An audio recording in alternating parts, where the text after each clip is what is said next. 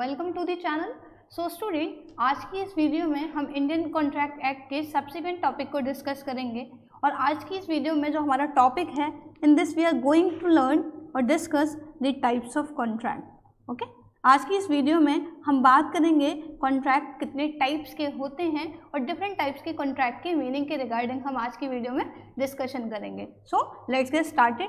So student, हम contract को अलग अलग बेसिस पर अकॉर्डिंग टू ICA क्या कर सकते हैं, कैटेगराइज कर सकते हैं। ओके, अलग अलग बेसिस पर हम क्या कर सकते हैं, कॉन्ट्रैक्ट को डिवाइड कर सकते हैं according to Indian contract act. So now let us discuss one by one कि किस किस बेसिस पर हम कॉन्ट्रैक्ट को डिवाइड कर सकते हैं। सो हम फर्स्ट ऑफ ऑल डिस्कस कर रहे हैं कॉन्ट्रैक्ट को on the basis of mode of formation. मतलब जो मोड ऑफ फॉर्मेशन है, मीडियम जो है कॉन्ट्रैक्ट को बनाने का, कि किस मीडियम से, किस माध्यम से, किस लिहाज से कॉन्ट्रैक्ट बन रहे हैं, इसके बेसिस पर भी हम कॉन्ट्रैक्ट को क्या कर सकते हैं, कैटेगराइज कर सकते हैं। ओके, सो अगर हम मोड ऑफ फॉर्मेशन के बेसिस पर बात करें स्टूडेंट, तो हम डिस्कस कर सकते हैं कि यहाँ 4 टाइप के कॉन्ट्रैक्ट हैं, जिसमें से सबसे पहले हम डिस्कस कर रहे हैं एक्सप्रेस कॉन्ट्रैक्ट के बारे में। किसके बारे में? एक्सप्रेस। अब स्टूडेंट, जो टर्म है express, it is very obvious और क्लियर कि एक्सप्रेस का मतलब क्या होता है। एक्सप्रेस का मतलब किसी भी चीज़ को स्पष्ट करना, बताना।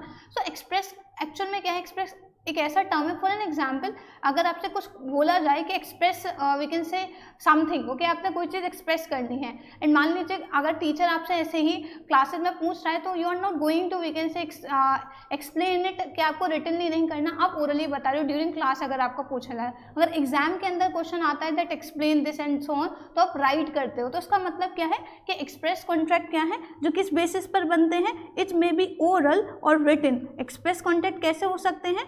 ओरली भी हो सकते हैं और रिटन भी हो सकते हैं। मतलब एक्चुअल में क्या है, ये सिर्फ ज़बानी भी हो सकते हैं, ओरली जनरली करे जा सकते हैं, जहाँ पार्टीज एक दूसरे को क्या करती हैं, ओरली एक ऑफर कर रही है, दूसरी पार्टी उसको एक्सेप्ट कर रही है, this we can say enforceable elements are there, जो लॉफुल एनफोर्सेबिलिटी को इंश्योर करते हैं, वो भी प्रेजेंट हैं, या फिर रिटन में भी हो सकता है। हालांकि अगर हम लॉ के रिगार्डिंग बात करें, तो किसी भी कॉन्ट्रैक्ट का रिटन फॉर्म में होना ज़्यादा इंपॉर्टेंट और ज़्यादा सूटेबल होता है, बिकॉज कोई भी चीज़ आपके पास रिटन फॉर्म में है, तो आपके पास वो एक जनरली बेसिस ऑफ एविडेंस रहती है कि अगर फ्यूचर में कोई कॉन्फ्लिक्ट या डिस्प्यूट अराइज होते हैं, तो आप उसके बेसिस पर इजीली उनको सॉर्ट आउट कर सकते हो। सो एक्सप्रेस कॉन्ट्रैक्ट वो कॉन्ट्रैक्ट है जो ओरली या रिटन फॉर्म में क्या होते हैं, बनाए जाते हैं। हम मोड ऑफ फॉर्मेशन की ही बात कर रहे हैं कि जिस मीडियम से कॉन्ट्रैक्ट बन रहा है, तो वो ओरल भी हो सकता है और रिटन भी हो सकता है।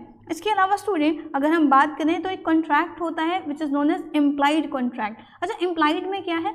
जब हम बात करें कि फर्स्ट एक्सप्रेस जो है वो ओरल और रिटन हो सकता है, तो और किस लिहाज से कॉन्ट्रैक्ट बन सकते हैं, ये सोचने की ज़रूरत है। तो सर सेकंड कैटेगरी आ रही है इम्प्लाइड कॉन्ट्रैक्ट की, जो ये कहती है, जो ये बताती है हमें कि by way of conduct, by way of conduct भी क्या हो सकते हैं, by way of conduct of parties, parties के कंडक्ट से भी जनरली हम कॉन्ट्रैक्ट बना सकते हैं। कॉन्ट्रैक्ट बाई जो भी बनता है वो बाय वे ऑफ कंडक्ट भी हो सकता है। कैसा हो सकता है? बाय वे ऑफ कंडक्ट भी हो सकता है। बाय वे ऑफ कंडक्ट का मतलब क्या है कि पार्टीज के एक्शन से भी क्या हो सकता है, कॉन्ट्रैक्ट हो सकता है। कैसे? चलिए हम एक एग्जाम्पल कंसीडर कर लेते हैं। हम इसके लिए एक एग्जाम्पल कंसीडर कर लेते हैं और हम मान लेते हैं कि एक पर्सन है जो एक्चुअल में कहीं वेकेशंस से जनरली लौट रहा है और ये बाई ट्रेन आ रहा है। ओके, और इसके पास काफ़ी लगेज है, फैमिली के साथ है। ये पर्सन है, इसके साथ इसकी क्या है, इसके साथ इसकी फैमिली है। अब ये लोग जनरली जब कहीं बाहर से घूमकर आते हैं, बाई रेल आ रहे हैं ये,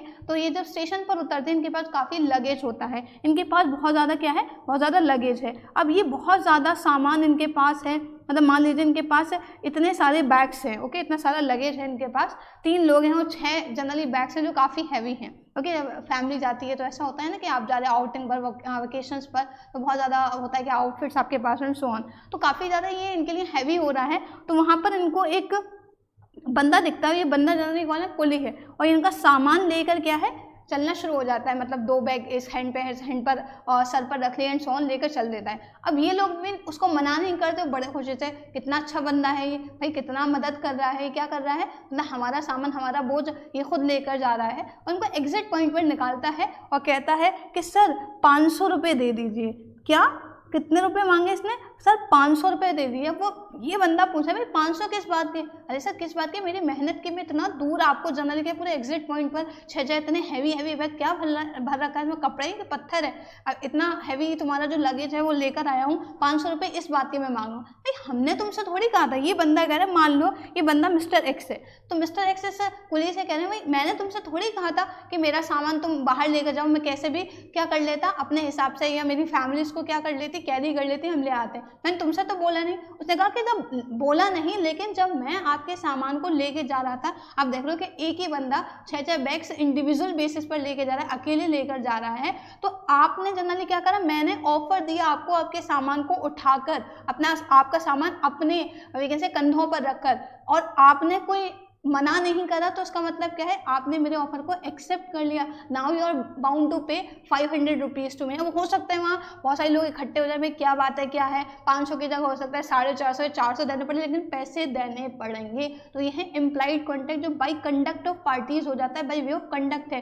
या कोई ऐसा एक्शन कर रहे हो जहाँ बोल नहीं रहे, चाहे आप वी कैन से उसको रिटन फॉर्म में एक्सप्रेस नहीं कर रहे हो, but then also generally parties is supposing to give an offer और प्रपोजल, और दूसरी पार्टी भी इस पर कोई वी कैन से अपना एक्सप्रेशन नहीं दे रही, कोई भी रिएक्शन नहीं दे रही है, तो उसका मतलब वो ऑफर एक्सेप्ट कर लिया गया है। ऐसे बहुत सारे ऐसे आपने केसेस देखो, आप भी ऐसे सुबह आप जल्दी ब्रेकफास्ट के लिए आप बटर लेने गए, आप मान लीजिए ब्रेड लेने गए और ब्रेड काउंटर पर ही रखी है, तो आपने क्या करा, काउंटर पर से ब्रेड उठाई, आप रेगुलरली लेके जाते हो, आपको पता है 25 की है, 30 की है, आप एग्जैक्टली उतने ही पैसे लेकर गए, अपने ब्रेड उठाई और जनरली काउंटर पर पैसे रखती है बिना किसी बोले, तो बाई ऑफ कंडक्ट है, ठीक है। आपने क्या करा, ब्रेड उठाई, मतलब you are interested to purchase that, आप उसको लेना चाह रहे हो, और मान लीजिए आप पैसे नहीं, आप पैसे लेके चले गए, तो वो आपसे पूछेगा ना, और यू आर बाउंड टू पे द प्राइस फॉर दैट। तो इम्प्लाइड का मतलब वो कॉन्ट्रैक्ट जो बाई वे ऑफ एक्शन या बाई वे ऑफ कंडक्ट होते हैं। ओके, इसके अलावा स्टूडेंट, इसके अलावा एक कॉन्ट्रैक्ट होता है which is known as quasi contract. कौन सा कॉन्ट्रैक्ट होता है? Quasi contract. अच्छा देखिए, क्वासी कॉन्ट्रैक्ट क्या है? ये एक ऐसा कॉन्ट्रैक्ट है जिसमें एंटर होने की पार्टीज की कोई इंटेंशन नहीं होती है। क्या कहा मैंने? एक ऐसा कॉन्ट्रैक्ट जिसमें पार्टीज की इंटेंशन नहीं है एंटर होने के रिगार्डिंग या लीगल रिलेशन क्रिएट करने के रिगार्डिंग। मैम ये क्या कह रहे हैं? हमने तो अदर एसेंशियल एलिमेंट्स में पढ़ा था कि intention to create legal relation भी ज़रूरी है। सेक्शन 10 के एसेंशियल एलिमेंट्स के अलावा ये भी उतना ही एसेंशियल है किसी एग्रीमेंट के कॉन्ट्रैक्ट में कन्वर्ट होने के रिगार्डिंग, एनफोर्सेबिलिटी के प्रोविजंस को चेक करने के रिगार्डिंग, बिल्कुल। लेकिन यहाँ इंटेंशन नहीं है, बट फिर भी ये एक कॉन्ट्रैक्ट है जो हमारे ऊपर लॉ ने लीगल बेसिस पर क्या करा गया है, इन्फोर्स करा गया है। पार्टीज की इंटेंशन हो या ना हो, लेकिन फिर भी ये कॉन्ट्रैक्ट परफॉर्म करना पड़ेगा। सो एक ऐसा कॉन्ट्रैक्ट जो क्या है हमारे ऊपर इम्पोज कर रखा है, which is impose by law. जो किसने इम्पोज कर रखा है? हालांकि आईसीए भी कानून ही है, लेकिन ये स्पेसिफिकली यहाँ पार्टीज की इंटेंशन नहीं है, पार्टीज की इंटेंशन नहीं है, प्योरली जनरली क्या कर रखा है, ये लॉफुल वीकेंड से जो अथॉरिटीज हैं उन्होंने हमारे ऊपर इम्पोज कर रखा है। हालांकि पार्टीज की इंटेंशन नहीं है। क्यों कर रखा है? In order to serve. क्यों कर रखा है? In order to serve the principle of, in order to serve the principle of justice. जो वीकेंड से जस्टिस है, न्याय है, इस प्रिंसिपल को, इस सिद्धांत को सेटिस्फाई करने के रिगार्डिंग, सर्व करने के रिगार्डिंग ये क्वासी कॉन्ट्रैक्ट बनाया गया है to serve the principle of justice and good conscience.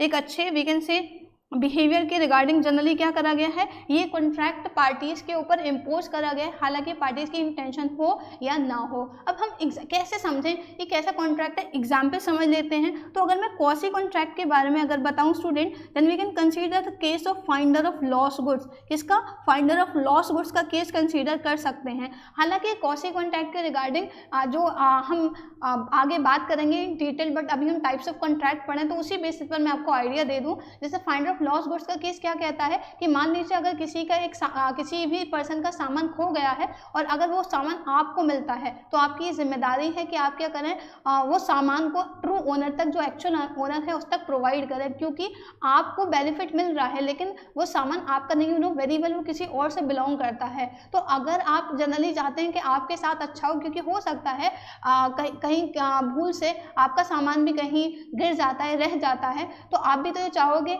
Expect expect करोगे कि कोई अच्छा इंसान हो जिसके अंदर इंसानियत हो, वो आपका खोया हुआ सामान आप तक पहुंचा दे। तो यही एक्चुअल में जो अच्छा बिहेवियर है ये दूसरों तक पहुंचाने के लिए, लागू करने के लिए कॉसी कॉन्ट्रैक्ट लगाए गए हैं, जहां पर अगर किसी का नुकसान है तो दूसरा उसका फायदा ना उठाए। इसका एक प्रिंसिपल भी है that no one can enrich himself at the expense of other, कि किसी दूसरे के खर्चे पर कोई और मजे नहीं मार सकता है। मान लीजिए फॉर एन एग्जाम्पल हम कंसीडर कर लेते हैं कि यहाँ एक पर्सन है, ठीक है, लेट्स कंसीडर ये पर्सन ए है। अब ये पर्सन ए जनरली क्या है, कहीं जा रहे होते हैं और इनके पीछे पॉकेट में वॉलेट रखा होता है और इनका वॉलेट गिर जाता है, और ये वॉलेट एक्चुअल में क्या है, मिस्टर बी सी रास्ते पर जा रहे होते हैं, उन्हें क्या मिलता है, इनका वॉलेट मिलता है। ओके, ए का वॉलेट किसको मिलता है, मिस्टर बी को। इसमें अच्छा खासा अमाउंट है, 2-2 हज़ार के कई नोट हैं। मान लीजिए इसमें इन टोटल जनरली क्या है 15,000 रुपये रखे हुए हैं। 15,000 भी जनरली क्या है, अहमियत तो रखते हैं ना। तो अब ये जो पर्स है ये किसको मिला, बी को, उसमें ए का photo B and so on. अब बी की क्या जिम्मेदारी, ऐसा नहीं उसके मजा आ जाए कि अरे 15,000 रुपये मिल गए भाई, बहुत अच्छा हो गया एंड सो ऑन, वो 15,000 रुपये खर्च करके बैठ जाए। नहीं, उसे पता है कि वो उसका नहीं है, तो जिसका है उस तक पहुँचाए। और कहते हैं ना कि ढूंढने से तो खुदा भी मिल जाता है। तो आपने क्या करना है, आपने सर्च करना है, आपने ट्रू ओनर को फाइंड आउट करना है। तो ये अगर ऐसा कर रहे हो तो इससे क्या होगा, एक जस्टिस और गुड कंसाइंस के जो प्रिंसिपल हैं, जो सिद्धांत हैं, वो क्या कर सकते हैं, हम सेटिस्फाई कर सकते हैं। बिकॉज वी नो हम इंडियन लॉ पढ़ रहे हैं, मर्केंटाइल लॉ, जो एक्चुअल में क्या है इंडियन ट्रेडिशंस और कस्टम्स के लिहाज से, हालांकि इंग्लिश लॉ से बहुत रिलेट करता है हमारा लॉ, लेकिन बहुत सारी चीज़ें हमने अपने ट्रेडिशंस और कस्टम्स के हिसाब से बदली हैं। तो ये चीज़ जनरली क्या है, जो हमारा गुड कंसाइंस और जस्टिस का प्रिंसिपल, इसको सर्व करने के लिए क्वासी कॉन्ट्रैक्ट बनाया गया है। हालांकि जैसे मैं अभी बता रही थी कि इस टॉपिक पर या इन इंडिविजुअल टॉपिक्स पर हम डिटेल में बात करेंगे नेक्स्ट वीडियोज़ के अंदर। अभी सिर्फ हम टाइप्स ऑफ कॉन्ट्रैक्ट के मीनिंग को डिस्कस कर रहे हैं। सो अभी तक हमने देखा कि एक एक्सप्रेस कॉन्ट्रैक्ट हो सकता है on the basis of mode of formation, implied हो सकता है, क्वासी कॉन्ट्रैक्ट हो सकता है। इसके अलावा स्टूडेंट, इसके अलावा अगर हम फोर्थ कैटेगरी की बात करें, तो एक चौथे टाइप का कॉन्ट्रैक्ट होता है, इसको बोलते हैं हम ई कॉन्ट्रैक्ट। क्या बोलते हैं, ई कॉन्ट्रैक्ट। ई का मतलब इलेक्ट्रॉनिक कॉन्ट्रैक्ट्स या इलेक्ट्रॉनिक कॉमर्स से जो कॉन्ट्रैक्ट होते हैं। आजकल तो इलेक्ट्रॉनिक फॉर्म में कॉन्ट्रैक्ट होते हैं ना, मेल कर ऑफर दे दिया, कॉन्ट्रैक्ट हो गया, व्हाट्सएप कर दिया, मैसेज कर दिया एंड सो ऑन। तो एक्चुअल में वो कॉन्ट्रैक्ट जिनके बनने का जो माध्यम है, जो मीडियम है, वो इलेक्ट्रॉनिक मीडिया है, इलेक्ट्रॉनिक कॉमर्स है। जब इलेक्ट्रॉनिक्स कॉमर्स की मदद से जो कॉन्ट्रैक्ट बनते हैं उनको हम क्या बोलते हैं, ई कॉन्ट्रैक्ट बोलते हैं, इलेक्ट्रॉनिक कॉन्ट्रैक्ट बोलते हैं। तो हमारा जो बेसिस था वो था पहले कैटेगराइजेशन का on the basis of mode of formation. So how many types of contracts are there on the basis of mode of formation? Then the answer will be 4, that is express, implied, quasi and e contract या e-com contracts. Okay, electronic contract जो किस basis पर बनते हैं, जो electronic media के basis पर contract based हैं, उनको क्या बोल देंगे हम, ई कॉन्ट्रैक्ट बोलेंगे। ओके, चलिए अब हम सेकंड कैटेगरी की बात करते हैं स्टूडेंट। जो हमारा सेकंड कैटेगराइजेशन है टाइप्स ऑफ कॉन्ट्रैक्ट में। तो हम सेकंड में जनरली बात करेंगे on the basis of performance के बेसिस पर भी कॉन्ट्रैक्ट को कैटेगराइज करा गया है, और समझते हैं कि परफॉर्मेंस के बेसिस पर कितने टाइप के कॉन्ट्रैक्ट होते हैं। सो स्टूडेंट, अगर हम परफॉर्मेंस के बेसिस पर बात करें तो परफॉर्मेंस के बेसिस पर 2 टाइप के कॉन्ट्रैक्ट होते हैं, जो आगे चलकर मतलब जब हम 2 कैटेगरीज पढ़ेंगे तो उससे 2 और एक्स्ट्रा कैटेगरीज बनेंगी। लेकिन पहले उन 2 को समझ लेते हैं जो मेन हैं। तो एक होता है एग्जीक्यूटेड कॉन्ट्रैक्ट। एग्जीक्यूटेड समझ आ रहा है, पास से रिलेटेड है, जो काम कंप्लीट हो चुका है। सो एग्जीक्यूटेड कॉन्ट्रैक्ट वो कॉन्ट्रैक्ट है जहां पर कॉन्ट्रैक्टिंग पार्टीज, और मिनिमम कितनी पार्टीज होती है, 2, जहां पर कॉन्ट्रैक्टिंग पार्टीज अपनी अपनी रिस्पेक्टिव ऑब्लिगेशन को क्या कर देती हैं, सेटिस्फाई कर देती है। Then that is known as executed contract. उसको क्या बोलते हैं, एग्जीक्यूटेड कॉन्ट्रैक्ट बोलते हैं। जैसे कि हम रोजमर्रा की जिंदगी में बहुत एग्जीक्यूटेड कॉन्ट्रैक्ट में एंटर होते हैं। मान लीजिए आपको एक जगह से दूसरी जगह जाना है लोकल एरिया में, तो आपने रिक्शा लिया, ठीक है, आप जनरली रिक्शे से जा रहे हो, तो आपने जनरली जो भी स्पेसिफिक एरिया पर आपको जाना है, आपने बताया कि आपको ऐसे जगह पे जाना, जगह ओके 30 रुपीज़ लगेंगे। तो आपने क्या करा, आप उसके रिक्शे में बैठ गए, जहाँ उतरे आपने उसको 30 रुपये दे दिए। तो मेनली ये क्या है कि एग्जीक्यूटेड, उसका काम था आपको उस एरिया तक लेकर जाना, और आपकी जिम्मेदारी थी कि आप उसको जो भी रेट तय हुआ है आप उसको वो पैसे दो, जो 30 रुपये हमारे एग्जाम्पल में। तो दोनों पार्टी जब अपनी अपनी रिस्पेक्टिव ऑब्लिगेशन को सेटिस्फाई कर देती है तो उसको बोलते हैं हम एग्जीक्यूटेड कॉन्ट्रैक्ट। क्या बोलते हैं, एग्जीक्यूटेड। इसके अलावा student, on the basis of performance एक और टाइप का कॉन्ट्रैक्ट होता है, that is known as executory. अब एग्जीक्यूटरी में क्या है, एग्जीक्यूटिव कॉन्ट्रैक्ट जो पूरा का पूरा कंप्लीट नहीं हुआ है, मतलब एक ऐसा कॉन्ट्रैक्ट जहां पर जो पार्टीज हैं उन्होंने अपनी ऑब्लिगेशन फुल मैनर में फुली क्या नहीं करेंगे, परफॉर्म नहीं करी हैं। और जब हम एग्जीक्यूटरी की बात करते हैं स्टूडेंट, तो हम इसको फर्दर और दो कैटेगरीज में बांट सकते हैं, that is unilateral and bilateral. कितनी कैटेगरीज में हम डिवाइड कर सकते हैं, फर्दर दो कैटेगरीज में और बांट सकते हैं, that is unilateral and bilateral. अब यूनि का मतलब तो आप समझते हैं जो सिंगल या इंडिविजुअल बेसिस से कंसर्न होता है। तो यूनिलैटरल कॉन्ट्रैक्ट वो कॉन्ट्रैक्ट है जहां पर एक पार्टी अपनी ऑब्लिगेशन को फुलफिल कर चुकी है, लेकिन दूसरी पार्टी ने जो उसका पार्ट ऑफ वैकेंसी ऑब्लिगेशन है वो परफॉर्म नहीं करा है। तो कॉन्ट्रैक्ट क्या पूरी तरीके से कंप्लीट हुआ है? नहीं, क्योंकि सिर्फ एक पार्टी ने अपनी ऑब्लिगेशन को परफॉर्म करा, दूसरी पार्टी ने अपनी ऑब्लिगेशन को परफॉर्म नहीं करा। अभी हमने जो रिक्शा वाला एग्जाम्पल लिया उसको फर्दर हम रिकंस्ट्रक्ट करते हैं और हम ये मान लेते हैं कि जो रिक्शा वाला है वो आपकी ही वैकेंसी लोकेलिटी या आप उसको उसी रिक्शे से रोजाना डेली बेसिस पर जाते हो। ओके, तो आपने क्या है एक पर्टिकुलर स्पेसिफिक लोकेशन पर जहां आप जाते हो रोज 30 रुपये लगते हैं, लेकिन मान लो एक दिन आपके पास पैसे नहीं है, ओके, या फिर आपके पास 100 रुपीज़ का या 200 रुपीज़ का नोट है, उसके पास चेंज नहीं है, वो कहीं भी मिल नहीं रहे, तो आपने क्या कहा, ठीक है भैया मैं आपको कल पैसे दे दूंगी या दे दूंगा। तो एक्चुअल में उसका काम था आपको ड्रॉप करना, वो तो उसने ड्रॉप कर दिया, लेकिन आपने की जो जिम्मेदारी थी 30 रुपये देने की वो आपने नहीं दिए। तो एक तरफ से कॉन्ट्रैक्ट कंप्लीट है, तो किसका एग्जाम्पल है, यूनिलैटरल का एग्जाम्पल है। जबकि बायलैटरल में क्या होता है, बायलैटरल में दोनों पार्टी ऑब्लिगेशन को फुलफिल कर देती हैं, लेकिन पूरी तरीके से नहीं, कंप्लीटली परफॉर्म नहीं होता, पार्टली कंप्लीशन होता है दोनों पार्टीज की तरफ से। अब पार्टली कंप्लीशन क्या, रिक्शे वाला आधे रास्ते में छोड़ देगा, 15 रुपये आप दे दोगे, नहीं, ऐसा भी नहीं। तो अगर हम बायलैटरल की बात करें तो फॉर एग्जाम्पल स्टूडेंट, अगर हम एग्जाम्पल के तौर पर बात करें तो बायलैटरल में हम क्या कंसीडर कर सकते हैं, जैसे जितने भी वैकेंसी कोचिंग इंस्टीट्यूशंस हैं जहाँ आप ट्यूशन पढ़ते हो, तो हम एग्जाम्पल कंसीडर कर लेते हैं कि कोचिंग है तो जनरली क्या है, जो वैकेंसी डिफरेंट कोर्सेज के रिगार्डिंग कोचिंग सर्विसेज प्रोवाइड कर रही है, और उन्होंने अपना फी जनरली फी का पेमेंट जो है वो दो वैकेंसी बेसिस पर बांट रखा है कि टोटल फीस 2 हाफ में क्या करी जाएगी, पे करी जाएगी। Okay, first and second half में।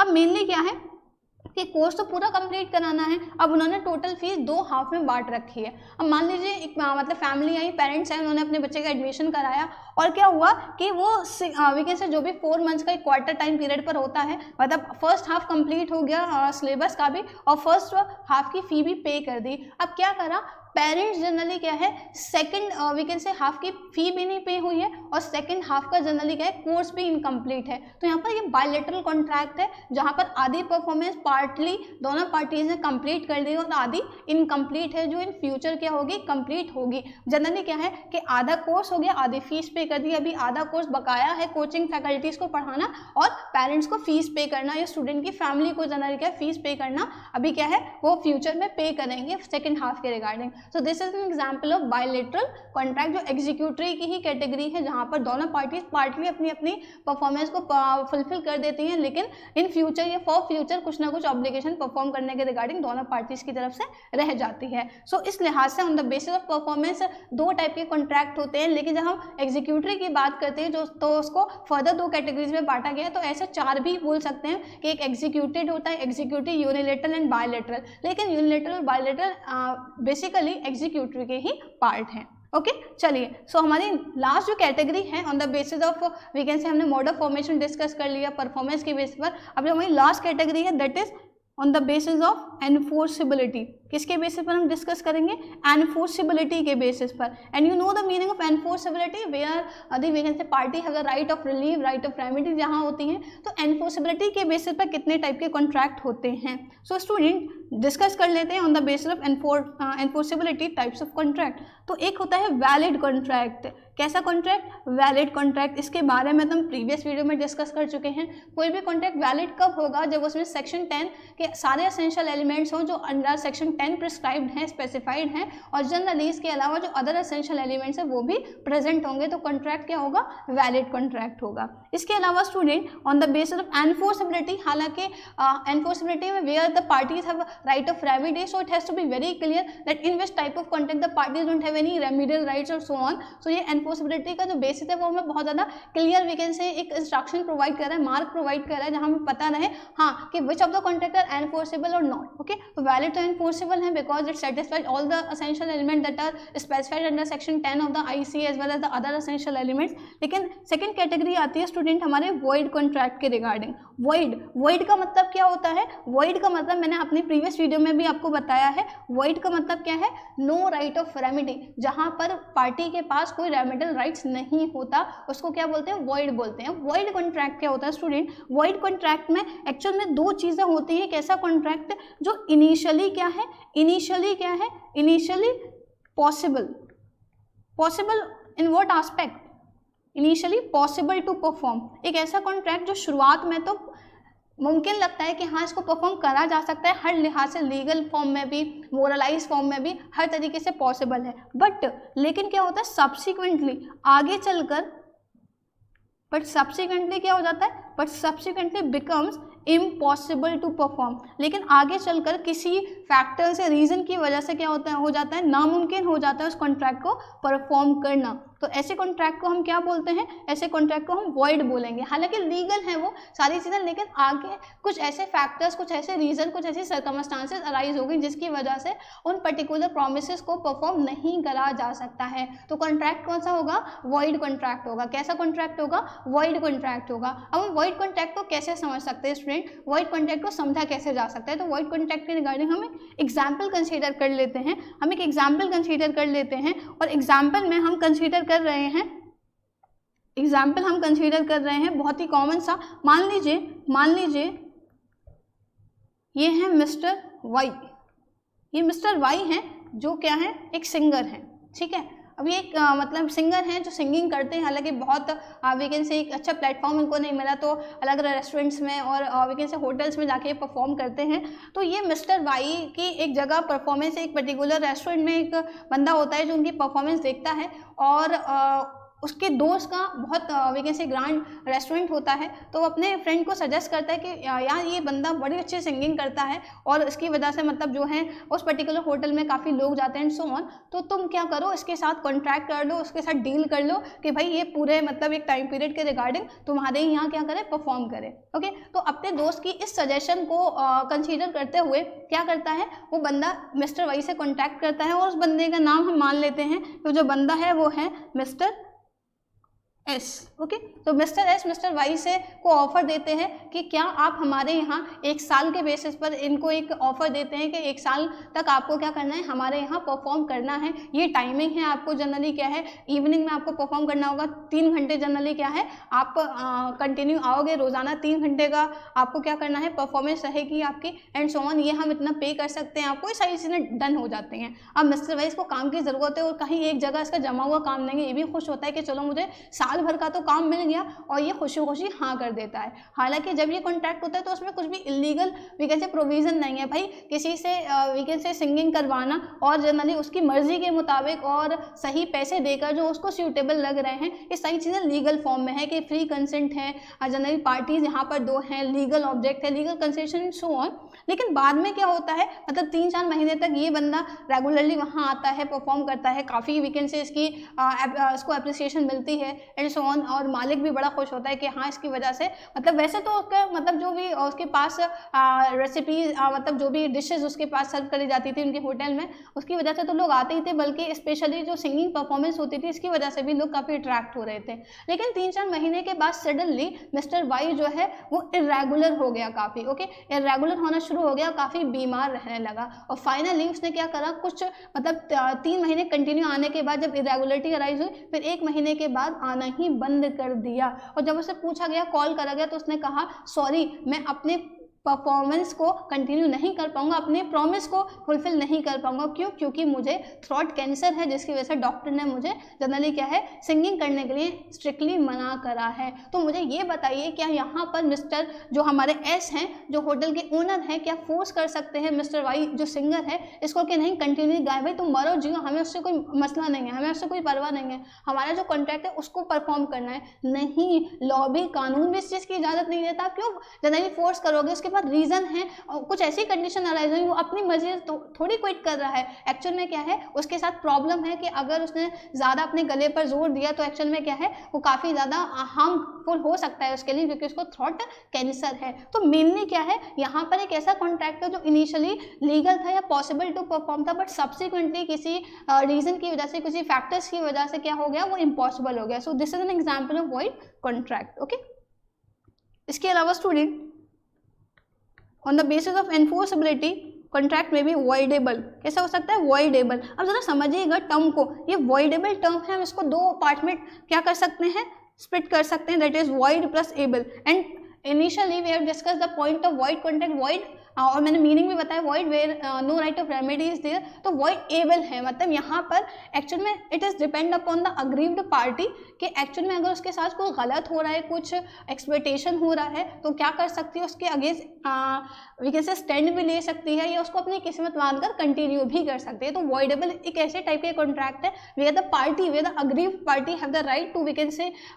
से कंटिन्यू द कॉन्ट्रैक्ट और टू कह सकते हैं रिवोक इट, रिवोक भी कर सकते हो, कंटिन्यू भी कर सकते हैं। That's why the name of this type of contract is void able. अब एक्चुअली में वॉइडेबल कॉन्ट्रैक्ट कब होगा, आपको याद है हमने फ्री कंसेंट पढ़ा था एसेंशियल एलिमेंट्स के केस में अंडर सेक्शन 10, फ्री कंसेंट कि पार्टीज की कंसेंट फ्री होना वैलिड कॉन्ट्रैक्ट के लिए जरूरी है। लेकिन जब कंसेंट फ्री नहीं होती है तो वो केस चला जाता है हमारा वॉइडेबल। वॉइडेबल कॉन्ट्रैक्ट कौन सा होता है, व्हेन या we can say where the consent of the parties is not free.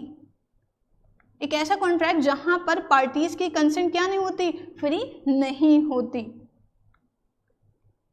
तो कॉन्ट्रैक्ट किसका बनेगा, वॉइडेबल केस का या वॉइडेबल नेचर का कॉन्ट्रैक्ट हो जाएगा। और कंसेंट फ्री किस किस केस में नहीं होती है, we have discuss earlier, that is coercion, जहां डराना धमकाना मारपीट कर आपकी कंसेंट ली गई हो, मतलब फिजिकल प्रेशर से, फिजिकल टॉर्चर से, या जनरली जो हमारा अनड्यू इन्फ्लुएंस है, हमारा अनड्यू इन्फ्लुएंस जिसमें मेंटल प्रेशर होता है, मेंटल परसुएशन होता है, मेंटली परस्यू करा जाता है किसी चीज़ को एक्सेप्ट करने के रिगार्डिंग। इसके अलावा फ्रॉड, मिस्टेक एंड मिसरिप्रेजेंटेशन, ये हमने फ्री कंसेंट वाले पॉइंट में एसेंशियल एलिमेंट्स में डिस्कस कर लिया है इन सबका मीनिंग। तो अगर इन केसेस के ज़रिए से, इन वी कैन से फैक्टर्स के बेसिस पर कंसेंट ली जा रही है, तो कॉन्ट्रैक्ट का नेचर क्या हो जाएगा, वॉइड एबल हो जाएगा। कैसा हो जाएगा, वॉइड एबल हो जाएगा। इसके अलावा स्टूडेंट, अगर हम on the base of enforceability बात करें तो एक होता है हमारा इलीगल एग्रीमेंट। अब देखिए हम टाइप ऑफ कॉन्ट्रैक्ट पढ़ रहे हैं, लेकिन हम यहाँ पर इलीगल एग्रीमेंट कह रहे हैं, क्योंकि कोई भी चीज़ अब इलीगल है तो उसके आगे हम कॉन्ट्रैक्ट नहीं लगा सकते। हालांकि ऐसा नहीं है इलीगल चीज़ों के रिगार्डिंग समझौते नहीं होते, डील नहीं होते, होती हैं, लेकिन वो लॉफुल नहीं है ना। अगर मान लीजिए कोई आप इलीगल वे से डील कर रहे हो और अगर आपके साथ कोई धोखा हुआ, किसी पार्टी ने आपको धोखा दिया, तो आप लॉ से या कोर्ट से कोई उम्मीद नहीं लगा सकते कि आपको कानूनी कोई जनरली क्या है कॉम्पनसेशन मिलेगा, कोई कानूनी आपको वी से रेमेडी मिलेगी, लॉफुल रेमेडी मिलेगी, नहीं, क्योंकि इलीगल है। जो चीज़ पहले ही मना कर रखी है, पहले ही स्पेसिफाई कर रखी है कि नहीं ये सारी चीज़ें क्या अनलॉफुल हैं, तो अगर इस लिहाज से कोई एग्रीमेंट हो रहा है तो वो क्या हो जाएगा, अल्टीमेटली वॉइड। देखिए इलीगल एग्रीमेंट का नेचर अल्टीमेटली फिर उनका असर क्या होता है, या उन नेचर क्या हो जाता है, वॉइड हो जाता है। इलीगल एग्रीमेंट का अल्टीमेट नेचर क्या हो जाएगा, वॉइड, क्योंकि इलीगल एग्रीमेंट्स के केस में कोई राइट ऑफ रेमेडी नहीं है। क्या राइट ऑफ रेमेडी नहीं है, हम एग्जाम्पल कंसीडर कर लेते हैं। हालांकि हम एग्जाम्पल मैंने प्रीवियस से भी दिया था, लेकिन वो नेचर को अभी समझिएगा, नेचर को समझिएगा। ये मिस्टर ए हैं, ठीक है, मिस्टर ए की बहुत ज़्यादा रंजिश चल रही है, बहुत ज़्यादा दुश्मनी है एक बंदे से, मिस्टर जेड से, ठीक है। मिस्टर जेड से क्या है, इनकी रंजिश है और ये इसे जनरली क्या है हर लिहाज से बर्बाद करना चाहते हैं। उन्होंने एक टाइम ये ठान ली कि क्या करना है ना, मिस्टर जेड को मारना है, मरवाना है, कैसे भी इसका खेल खत्म करना है। अब इसके लिए ये मिस्टर ए ने जनरली क्या करा, एक बंदे से कॉन्ट्रैक्ट करा जो जाना माना कॉन्ट्रैक्ट किलर है, मिस्टर क्यू, ठीक है। तो मिस्टर ए ने मिस्टर क्यू को कॉन्ट्रैक्ट दिया मारने का, ठीक है, एक मर्डर का कॉन्ट्रैक्ट दिया मिस्टर जेड के रिगार्डिंग, ओके। अब क्या हुआ, मिस्टर क्यू ने मिस्टर ए से कहा कि हाँ तुम्हारा काम हो जाएगा, डोंट वरी, लेकिन इसके लिए क्योंकि ये दोनों बड़ी पार्टीज़ हैं, वेल्दी पार्टीज़ हैं, तो जितनी वी कैन से फेमस है वेल्दी पार्टीज़ के रिगार्डिंग होता है, तो उतना ही जो कॉन्ट्रैक्ट का अमाउंट है वो बढ़ जाता है मर्डर कॉन्ट्रैक्ट का। तो उसने कहा ठीक है काम हो जाएगा, लेकिन मुझे क्या चाहिए, मुझे 20 लाख रुपये चाहिए, 20 लाख रुपये। अब उसने कहा जाने कि नहीं काम कराना है तो बताओ, ये वो तो तुम्हारा काम पक्का होगा। तो मिस्टर ये कहता है ठीक है 20 लाख रुपए डन, 10 लाख रुपए क्या है पहले और 10 लाख रुपए काम होने के बाद। देखा मूवी में बड़ा ऐसी होता है, तो ये 10 लाख रुपए एडवांस बोल दिया सगा, ओके। अब 10 लाख रुपए मिस्टर क्यू ने ले लिए, हालांकि मिस्टर क्यू ने ये बात मिस्टर जेड को बता दी कि भाई ऐसे ऐसे वो तुम्हें मरवाना चाह रहा है, अब जब सिक्योरिटी मिस्टर कर ली उससे भी पैसे ले लिए, मिस्टर जेड से भी पैसे ले लिए मिस्टर क्यू ने, और उसे मारा भी नहीं, तो क्या मिस्टर ए मिस्टर क्यू के अगेंस्ट एक्शन ले सकता है? अब ये कह रहा है कि तुमने ऐसा नहीं मारा, लाओ मेरे 10 लाख रुपए, कि मैं नहीं दे रहा, ठीक है, और कैसे भी नहीं दूंगा, और उसके अगेंस्ट एक्शन भी नहीं है, अगर ज़्यादा का तो तुम्हें और मार दूंगा मैं, और मिस्टर जेड से पैसे ले लूंगा। तो वो डर गया, उसने कहा कि नहीं, और वैसे भी उसके पास कोई राइट है बिल्कुल नहीं है। अब वो कंप्लेन करेगा तो क्या लिखाएगा कंप्लेन में कि 10 लाख रुपए क्यों दिए, कोई ऐसी रहम आ गया, फालतू में दे दिए, फ्री में दे दिया आपने, तो आप यही तो लिखवाओगे क्यों आपने पैसे दिए, क्या ये लिखवा दोगे कि जेड की आपने सुपारी दी थी उसको मरवाने के लिए? नहीं ना। तो एक्चुअल में क्या था, इलीगल एग्रीमेंट की बात करते हैं तो उसका जो अल्टीमेटली नेचर है वो कन्वर्ट हो जाता है वॉइड में, जहाँ पार्टीज के पास कोई रेमेडियल राइट्स नहीं होता, where the party don't have any right of remedy. तो illegal agreement are void in nature. But जैसा हमने वॉइड का केस पढ़ा, वॉइड कॉन्ट्रैक्ट होते हैं जो इनिशियली पॉसिबल है बट सब्सिक्वेंटली इम्पॉसिबल हो जाते हैं, तो क्या सारे वॉइड कॉन्ट्रैक्ट हमारे इलीगल होंगे? The answer will be no, क्योंकि वो इनिशियली पॉसिबल है but subsequently due to certain circumstances और रीजन से इम्पॉसिबल हो जाते हैं। सो वी कांट से कि वॉइड कॉन्ट्रैक्ट इलीगल होंगे, लेकिन इलीगल एग्रीमेंट वॉइड जरूर होते हैं, उनका नेचर क्या हो जाता है, वॉइड हो जाता है। ओके, इसके अलावा student the last one is unenforceable contract. What is unenforceable contract? Unenforceable contract का मतलब क्या होता है, जिसको हम एनफोर्स ही नहीं कर सकते, जो जनरली क्या मतलब जिनको एनफोर्स करा ही नहीं जा सकता, वो कैसे कॉन्ट्रैक्ट होते हैं? जैसे मान लीजिए कुछ ऐसे केसेस होते हैं जहाँ पर आपके पास सारे के सारे रास्ते बंद हो जाते हैं, सारे के सारे जो वी कैन से रूट्स हैं वो बिल्कुल बंद हो जाते हैं, क्लोज हो जाते हैं, कि आप कोई एक्शन नहीं ले सकते। जैसे मान लीजिए बहुत सारे केसेस में ऐसा होता है कि कुछ कॉन्ट्रैक्ट का रिटन में होना ज़रूरी है, ओके, रिटन फॉर्म में जिनका होना we can say utmost required है, तो अगर वो सारे वी कैन से एग्रीमेंट या कॉन्ट्रैक्ट रिटन में नहीं है तो आपके पास कोई स्कोप नहीं है कि आप क्या कर सके। अगर आपके साथ कोई एक्सप्लॉयटेशन हुआ है तो बीइंग एन एग्रीड पार्टी आप बेसिकली कोर्ट ऑफ लॉ में उस केसेस को रिप्रेजेंट कर सके, तो वो अनएनफोर्सेबल है जनरली। या फिर अगर हम बात करें जैसे टाइम बार डेट्स हो जाते हैं अनएनफोर्सेबल में, we can consider the example of time bar debts. Time bar debts मतलब एक्चुअल में कुछ उधार होते हैं जो अगर आपने क्या नहीं करा टाइम पीरियड के रिगार्डिंग उनको सेटिस्फाई या कहीं ना कहीं निकलवाने के लिए दूसरी पार्टी से क्लेम करने के रिगार्डिंग कंप्लेन 3 साल के अंदर नहीं करी तो वो लिमिटेशन एक्ट के अकॉर्डिंग क्या हो जाता है, एक्सपायर हो जाता है। तो अनएनफोर्सेबल है, आप ना सारी चीज़ें वो वी कैन से लीगल भी हैं, सारे इंपॉर्टेंट एलिमेंट्स हैं, लेकिन किसी वजह से, कुछ लिमिटेशन की वजह से, किसी और रीज़न की वजह से क्या हो जाते हैं, वो अनएनफोर्सेबल हो जाते हैं। अब आप ये सोचोगे कि वॉइड और अनएनफोर्सेबल में क्या डिफरेंस है। तो स्टूडेंट वॉइड कॉन्ट्रैक्ट जनरली क्या है, वो इम्पॉसिबल टू परफॉर्म है, और वो इम्पॉसिबिलिटी जनरली क्या है, किसी स्पेसिफिक वी कैन से और प्रोविजंस के अकॉर्डिंग नहीं हो रही है। वो जनरली हम कह सकते हैं कि इम्पॉसिबिलिटी किस वजह से हो सकती है, बाई चेंज इन लॉ, ठीक है, या we can say by death of the promisor और प्रोमिसी, इन सारी चीज़ों की वजह से। लेकिन अनएनफोर्सेबल में क्या कुछ ही चीज़ें होती हैं, जैसे टाइम बार डेट्स का होना या फिर किसी चीज़ का, किसी एग्रीमेंट का रिटन में होना बहुत ज़्यादा ज़रूरी है कॉन्ट्रैक्ट में कन्वर्ट होने के रिगार्डिंग। तो ये होते हैं हमारे unenforceable contract. So on the basis of enforceability 5 types of contracts are there, valid, void, voidable, illegal and जो हमारा अनएनफोर्सेबल। हालांकि इलीगल के आगे कॉन्ट्रैक्ट नहीं लगाते, क्योंकि जो चीज़ इलीगल है वो कभी कॉन्ट्रैक्ट नहीं बन सकती इनिशियली भी, तो ये क्या हो जाता है, एग्रीमेंट बन जाता है। तो स्टूडेंट आज की क्लास में हमने समझा टाइप्स ऑफ कॉन्ट्रैक्ट के बारे में, इसके बारे में टाइप्स ऑफ कॉन्ट्रैक्ट जिनको हम 3 अलग अलग बेस पे कैटेगराइज कर सकते हैं, on the basis of mode of formation, on the basis of performance, on the basis of enforceability. On the basis of mode of formation there are 4 types of contract which one express, implied, quasi, हमारा जो generally क्या है, ई contracts होते हैं। Performance के base पर 2 type के contract हैं, एग्जीक्यूटेड एंड एग्जीक्यूटरी, जहाँ पर एग्जीक्यूटिव को फर्दर 2 कैटेगरीज में बांटा जाता है, unilateral and bilateral. And enforceability की वजह से अभी हमने डिस्कस करे 5 टाइप के कॉन्ट्रैक्ट होते हैं। आई होप कि टॉपिक आपको क्लियर हुआ स्टूडेंट, ये काफ़ी इंपॉर्टेंट है, बिकॉज आगे के जो वी कैन से डिस्कशन है हम इन्हीं टाइप्स ऑफ कॉन्ट्रैक्ट की डिटेलिंग पर डिस्कस करेंगे। अगर आपको कोई भी डाउट है, कोई भी आपका क्वेश्चन है, so you are very free to ask, आप हमें कॉमेंट जरूर कर सकते हैं student. Thanks for watching this video, stay tuned for more videos.